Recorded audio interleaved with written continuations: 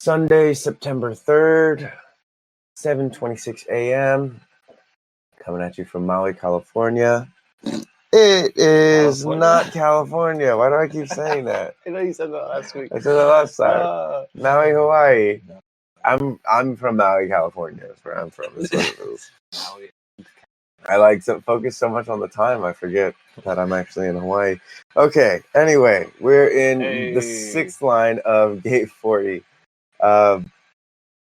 which is deliverance and aloneness, the point of transition between struggle and liberation. We're going to make sure that we're not in any exaltation or detriment today. Good. Check the facts. We've got both of them online today. Cool. So, Awesome. Line 6 is decapitation, the necessary destruction of inferior forces in positions of power before liberation can take place. Mm-hmm. Exaltation is the authority coupled with the magnanimity to remove from power only those which deserve such drastic treatment. The power and authority of the ego to eject individuals in legitimate defense of the group. Detriment, exemplified by the terror of French Revolution, where the idea of who was deserving of punishment was cruelly extended to an entire class. The distortion of the ego through power and authority. Makes sense. Yeah. Because it's like, what's that saying? Don't throw the baby out with the bathwater. Yeah. You can't, not everyone in government is an asshole, although a lot of them are. Oh. And but we can't destroy an entire class. Like, we can't just say outright government is terrible because it's the individuals. And in a lot of ways that tends to happen is the entire group gets crucified because of a handful of actions of certain individuals. So, Oh my God, you guys are in Maui, coming there very soon. Oh, well, welcome. Holla at your boys. We'll be here reading tea and transits. That's all we do all day. And this is decapitation, and again in aloneness, in deliverance. The sixth line being like the role model, right? This is the kind of like, how you say, matured form of it. But if you have Gate 40, you could have anywhere between 1 and 6 in terms of lines defined in your chart, which would be, as we've kind of seen in this week, like very different expressions of this deliverance, of this transition between struggle and liberation. And so, yes, very important. Now tomorrow we're going to move into the next transit. So we'll have a whole new gate to explore, 2 gates to explore. So that's Gate 40. Luke, you want to give us that I Ching reading? Yep. All right, 6 at the top means the prince shoots at a hawk on a high wall. He kills it. Everything serves to further. The hawk on a high wall is the symbol of a powerful inferior in a high position who is hindering the deliverance. He withstands the force of inner influences because he is hardened in his weakness. He must be forcibly removed, and this requires appropriate means. Confucius says this about this line: the hawk is the object of the hunt. Bow and arrow are the tools and means. The marksman is man who must make proper use of the means to his end. The superior man contains the means in his own person. He bides his time and then he acts. Why then should not everything go well? He acts and is free. Therefore, all he has to do is go forth and takes his quarry. This is how a man fares who acts after he has made ready the means. That was a lot of words, Confucius. Confucius doing that thing where Confucius confuses. Yeah, the hawk on a high wall is a symbol of a powerful inferior in a high position who is hindering the deliverance. Yeah. To me, that's like Josh Green, the governor of the state. A powerful inferior in a high position. Yeah, exactly. Exactly. He withstands the force of inner influences because he is hardened in his wickedness. Yeah. So corruption. Yeah. So questions to ask yourself is, who is that individual in your life? Yeah. And then also, how are you that individual? Oof. Right? Like I always do this thing where I'm like, how am I the villain in this situation? Because I obviously know how I'm the hero, because that's how my brain works and how most people's brains work. It's like, I'm the hero. It's like, oh, that's cool. Yeah, okay, but can you entertain how you are the villain? Can you entertain how you are the thing that needs to be decapitated? Because it's a worthy thought. It's a worthy thought. It's one of these devil's advocates thoughts, that it's like, okay, because sometimes you're just in the completely wrong place and you're trying to like fix everyone. What's up, Prana? You're trying to like fix everyone and send everyone to therapy, when it's just like, hey, you just need to deliver yourself from this group of people. Like a lot of times I see that happen in spiritual work, or awakening, or consciousness, whatever you want to call it, where the person is like manic because they're like, oh, if I could just save my family, or if I could just save my friends. And I'm like, you're not going to save any of those people. Especially if you don't like leave them in order to save yourself. And so it's definitely a worthwhile question of, how am I that individual, that, what does it say? Inferior man or inferior individual in a place of high power who's solidified by their wickedness. Mm-hmm. Always good, because of course you don't want to be that person, right? Yeah. So if you really don't want to be that person, ask yourself, how are you that person?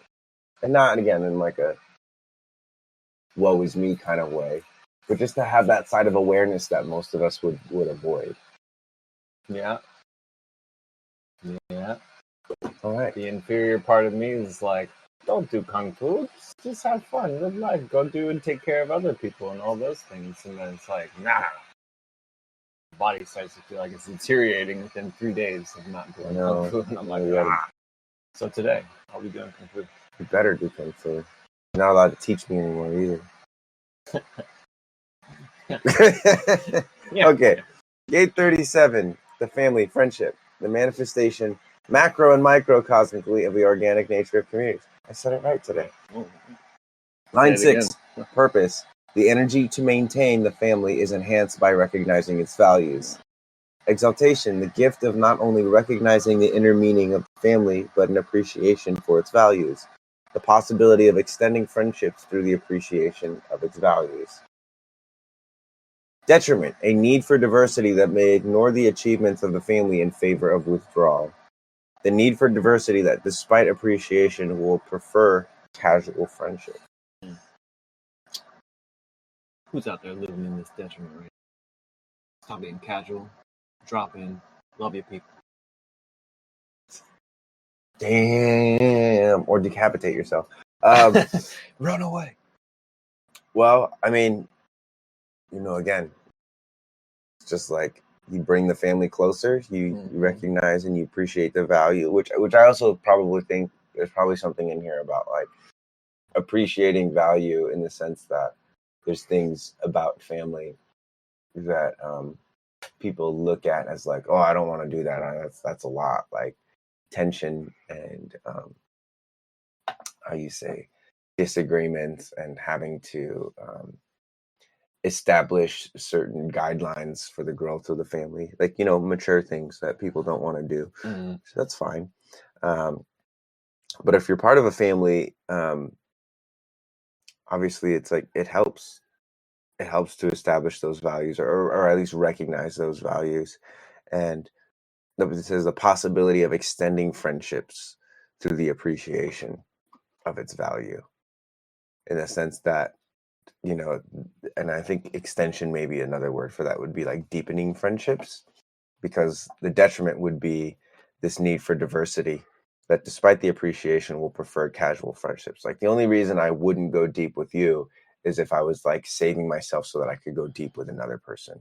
But again, and I used to do this a lot as a young man. I was like, I would be like with a partner or with a friend, and like reserving myself so that I could go deeper with somebody else who maybe I would judge is like better, instead of like going deep with the person that's right in front of me, because they were right in front of me. So, been there, done that. Yeah. But then it led me to this guy. So yeah. Yeah, that's another thing too. Is like the beauty of all this is like, appreciating where you're at and all the choices that you've made because they brought you here. It's like that scene in The Matrix Reloaded after they see the Merovingian, Neo, Trinity, and Morpheus. And they basically Merovingian just told them to fuck off. And they're in the elevator. And I forget who says it, like sarcastically, they're like, well, that went well. And Morpheus goes, no, that was the best possible outcome that could have happened. And Neo goes like, how do you figure that? And Morpheus is just all cool as the elevators are closing. He goes, because we're still alive. And the doors close. And then the whole rest of the movie plays out. And so, again, you can tell yourself whatever story you want about, how you got here and why you're here. But ultimately, it's your choice to either make it an empowering one and one that serves the direction you're heading in, or a disempowering one that, tries to get attention and tries to stay in the victim mode for whatever reason. Facts. All right. Iching time. 9 at the top means his work commands respect. In the end, good fortune comes. In the last analysis, order within the family depends on the character of the master of the house. If he cultivates his personality so that it works impressively through the force of inner truth, all goes well with the family. In a ruling position, one must of his own accord assume responsibility. So it's now taking it from the heretical line of like, fear not. You are the king, you are the head of the household, to the role model. Now it's implementing your personality and inner truth to show up as the role model for the house. Simple as that. Right. Which is a lot of the times, again, this quality of non-reactiveness and this ability to not outright accept or reject, to not like immediately accept or reject something, but to be able to like entertain it and to be able to allow it to be so that you can see it for what it actually is, because a lot of the times things are not what they appear to be, right? An angry child and a tantrum is not a bad child, right? It's a confused child or a child that's learning, right? And a little good boy is not necessarily like doing the good things for the right reasons, right? Looking for validation Mm-hmm. from either mama or papa. All right, guys, let's throw some coins. Damn. Oh. Yeah. Fuck. E. Yeah. Yin. Yin.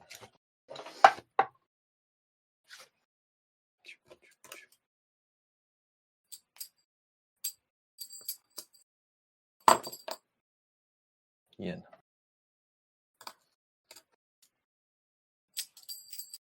And once again, if you're new to this, we're throwing some coins. This is how they would pull the I Ching, kind of like doing a reading or an oracle. Young. And we got the Easter egg hiding there in the Sage I Ching group. They're down at the bottom. You have to assign yourself the role of Sage to get Greater Yin.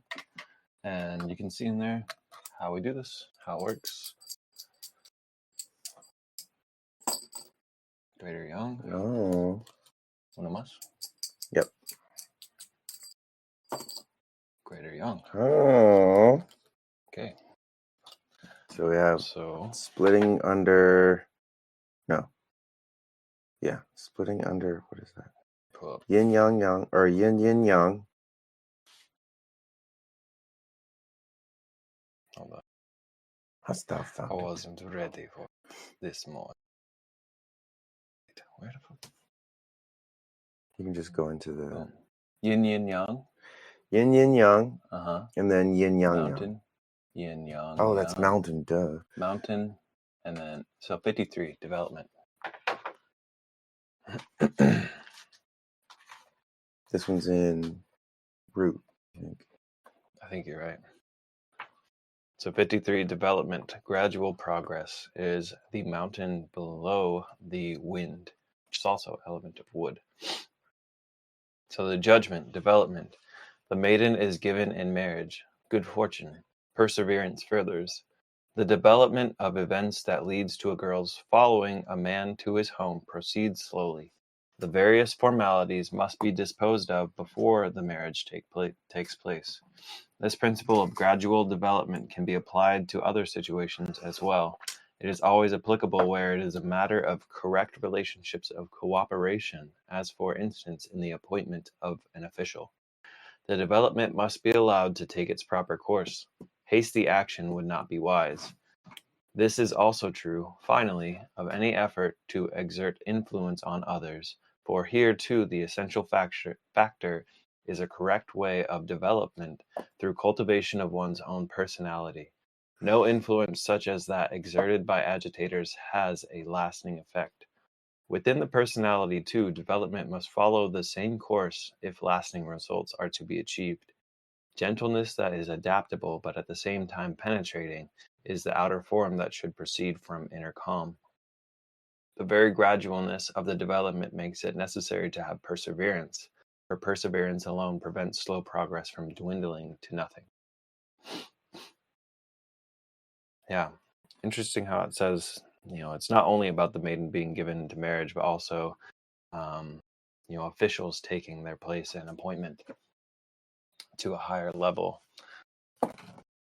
It's like you got to do your checks and balances before to know that the person that you're bringing into a higher regard is it's worthwhile and trustworthy. Mm-hmm.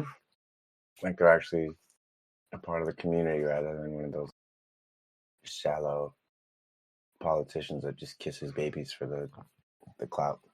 Gentleness that is adaptable yet penetrating. Yeah, good food for thought. I'm gonna read that one again. Yeah, I wrote that down. Yeah, that's a good one. Gentleness that is adaptable but at the same time penetrating is the outer form that should proceed from inner calm. That's a good one. Penetrating yet adaptable gentleness. I like that. That's a good point. Yeah. All right. And then next we have mountain under earth. 15. Modesty. Oh, that was just, we'll be good. Just do judgment. 15. So mountain below earth. The judgment. Modesty creates success. The superior man carries things through. It is the law of heaven to make fullness empty and to make full what is modest. When the sun is at its zenith, it must, according to the law of heaven, turn towards its setting, and at its nadir, it rises to a new dawn.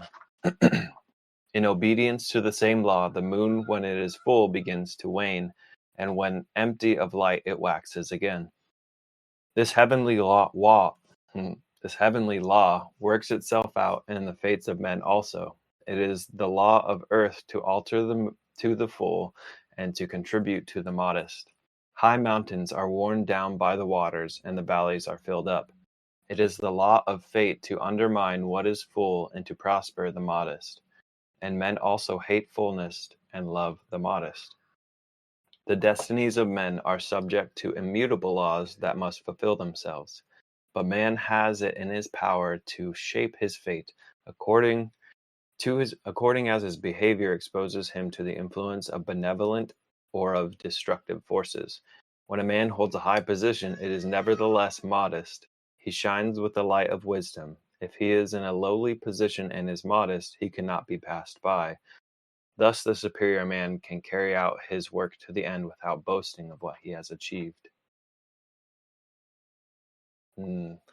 So it's like working up the ranks, it seems here, through modesty. So not boasting about the fact that you've gone up in rankings, doing it in a modest way so that you can make it to the end. Right. And there's also, it's like modesty in the sense of like reliability in this energy of like, oh, I'm not doing it for the clout. I'm not doing it for the praise. I'm doing it because it's in my heart and that's what's in my soul. And that's what drives me, because some people are driven by the praise and the clout and all that stuff. If God could be in a body, it would have been the 15th gate.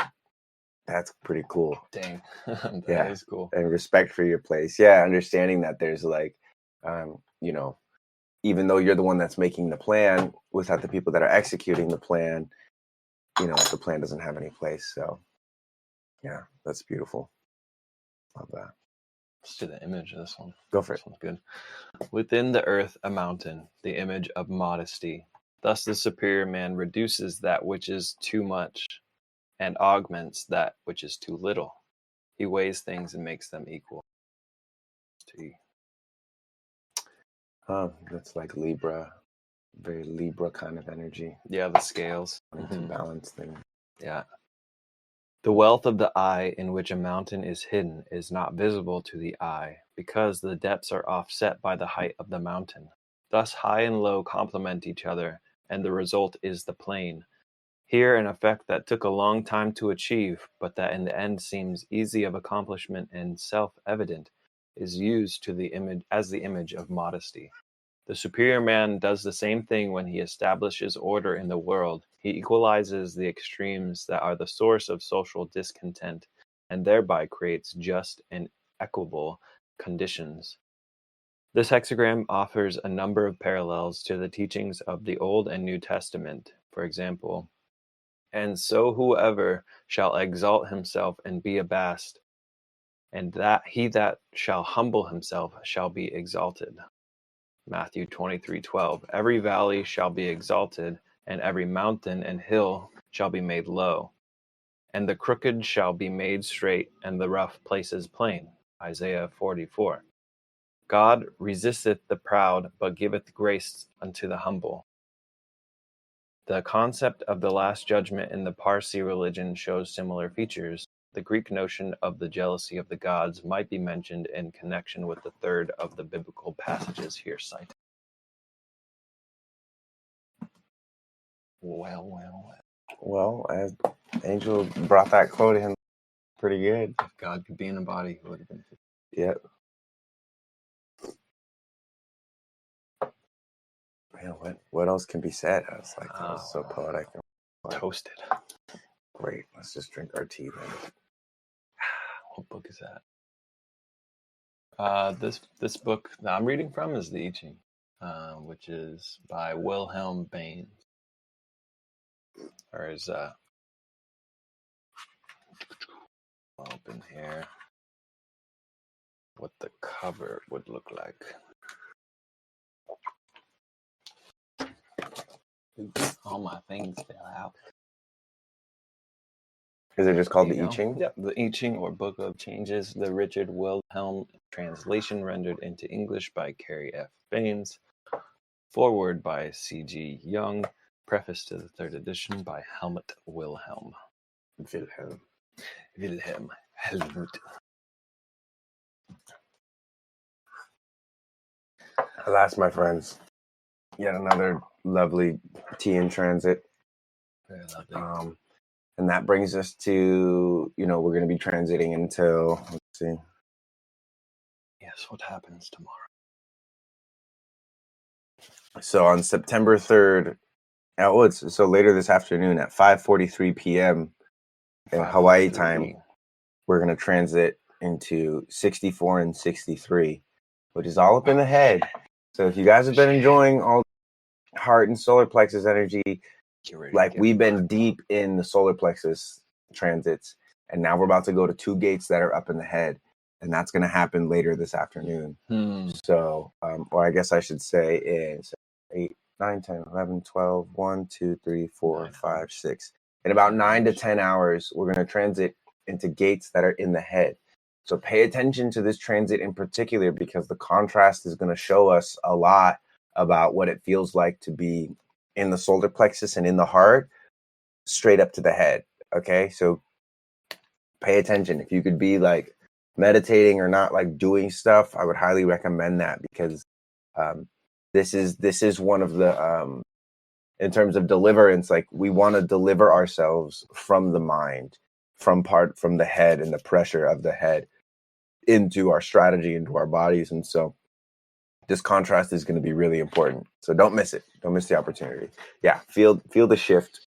And yeah, we're going to be working with fire and water. Yeah, baby. Yeah. All right. Well, love you guys. Thanks for tuning in. We'll catch you tomorrow for the next phase, this whole journey. And big love out to you guys. Catch you on the flip side. Later.